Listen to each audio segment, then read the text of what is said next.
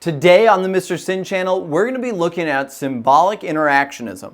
What does it mean? How does it view society? And also, how does that impact even my own concept of who I am? Now that is a deep question.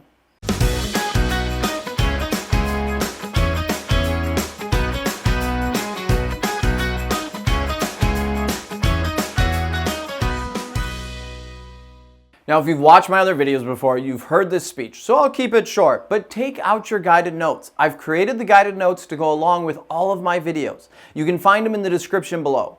The guided notes help you better understand all of the concepts that we're going to talk about. And at the end of the video then, you have a nice study guide that's all completed. So when you have your quiz or test or whatever you're preparing for, you'll be ready. So make sure to use the guided notes while watching this as we explore symbolic interactionism. Symbolic interactionism is really different than the other theories we've covered on this channel. If you haven't seen those yet, make sure to watch those videos. I have them on constructionism, structural functionalism, and also conflict theory. All of them will help provide different perspectives on how society functions.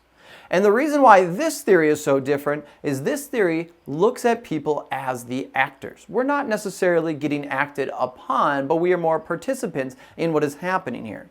This theory is looking at society on the micro level, meaning it's looking at the individuals, these day-to-day interactions that we have.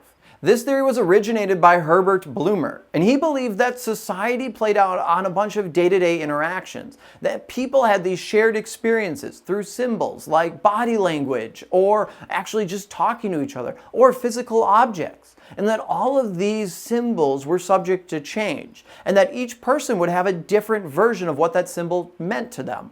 However, though, society did have some shared understanding of certain meanings behind symbols. Now, this already probably sounds a little bit confusing. Really what it means is that we all as individuals have our own perspective on what is actual reality, that there is no one set reality, because it's subject to change, and it's subject to be based off of all of the different interactions that we have every single day of our lives. And the more experiences you have throughout your life, the better understanding you get of what is the reality of society, because all of society and all of our reality is based off our interactions with one another. So it's an interesting theory to look at. And we're going to break this theory down and look at a couple different examples of this. Just to start off of, though, one example would be an engagement ring. Society has determined that an engagement ring is a sign of love and happiness and commitment. By giving an engagement ring to someone, you are telling them that you want to spend the rest of your life with them.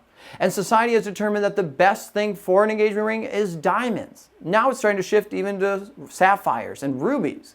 Now it depends culturally of where you are. But that is a symbol that is showing commitment and love. And that is what society has agreed upon. And so it's an interesting concept. Other examples of these symbols that can change would be a tattoo. Maybe you want to get a tattoo or have a tattoo already. The tattoo has a certain meaning to you. Some people love tattoos. They think they're great. Other people think that you shouldn't do that, that your body's a temple. And everyone has a different opinion on them based on their experiences, how they were raised, culturally, what have they seen and not seen. Even the tattoo that you may get might have a meaning at one point in your life, but over time will be subject to change as you start to grow and learn more and also have other experiences. Maybe that tattoo becomes more significant, or also maybe it becomes less significant, and eventually you'll want to get it removed. That's the interesting thing with this theory. Now let's look at a couple other examples of this theory in action so you really can understand what's happening here. And then we'll also end the video by talking about how this theory looks at the concept of you and yourself, and how does that connect to reality. Now before I get into another example of this theory, we have to go over the three basic assumptions for it. The first assumption is that human actions are going to depend on the meaning of the object. Whatever we're going to be doing in life is going to depend on the symbols that we are currently using or that we are observing or being a part of. The next assumption is that we will give meaning to things based on our social interactions. Now, what that means too is that because everyone has different interactions and different perspectives, they all will have their own meanings for certain objects and symbols.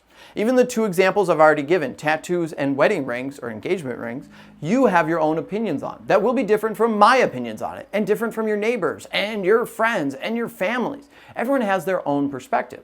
Now, we all know what the concept of an engagement ring is and the concept of tattoos are. We have a shared understanding there, but our life experiences have given us different versions of what those truly mean. The last assumption that we'll talk about is that symbols are subject to change. The meaning is not permanent, and that's really important. Nothing ever will stay the exact same. A perfect example of this would be the swastika. It used to be a sign of peace. However, after Hitler used it and slightly modified parts of it, even though it's not the exact same of the original swastika, it became seen as a symbol of hate and anti-Semitism and is now not culturally acceptable to ever use because it is seen as being racist and bigoted and ignorant. And so that's how things change over time. Now, another example of this theory in action would be fast food. Not to pick on McDonald's, but we're going to pick on McDonald's.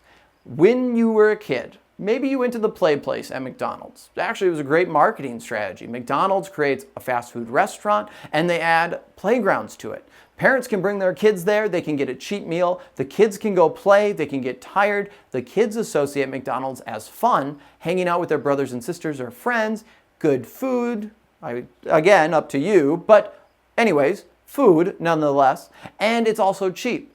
So you're building this positive experience. You view now McDonald's as a positive thing. The goal then behind that is as you get older, then you'll bring your kids to McDonald's because you'll say, I remember when I was in the playground and the slides, I had so much fun, I'll bring my kids there. The goal then being that you continue to bring your kids and they'll bring their kids, and now McDonald's has lifelong customers. Now, over time though, one of the things that we started to see with movies like Super Size Me coming out is McDonald's started to lead to more obesity. Not to pick on them, because it wasn't just McDonald's fault, but Americans started to see that, well, their health declined a little bit and their waistlines increased. They started to associate the McDonald's with fatty food, not healthy food, and that it's not good to bring your kids there because they will then develop bad eating habits. And so the concept of McDonald's started to change. It was no longer a positive, happy place. It was now the place that possibly gave me diabetes or increased my waistline and made me obese. And people started going there. In response then, McDonald's has started recently doing a new campaign of healthy food options, trying to change the narrative. No longer being a fatty fast food place, but a fast food place that serves healthy food as well. And this shows symbolic interactionism. All of these different concepts change over time, and they will continue to change. Eventually, McDonald's may be one of the healthiest restaurants ever. We don't know. But based on all of the experiences that we've had in life, you have your own concept of McDonald's. And that concept will change throughout your lifetime again, as McDonald's is going to constantly try to make sure you come back. So that's just one example of this theory in action. Now, the last example I'm going to give is actually the concept of you. And I'll have another video going into this theory a little bit more in depth, but it looks at who we are as people. Now, really what this means is we are defined by our interactions that we have with other people. Your concept of yourself is subject to change over time. As we have more interactions with other people around us, we better understand how people perceive us. And when we understand how they perceive us, then we start to internalize that. There's a theory called the looking glass theory. And what it says is that our concept of ourself isn't just defined by who we think we are. It's also defined by what we think other people think that we are.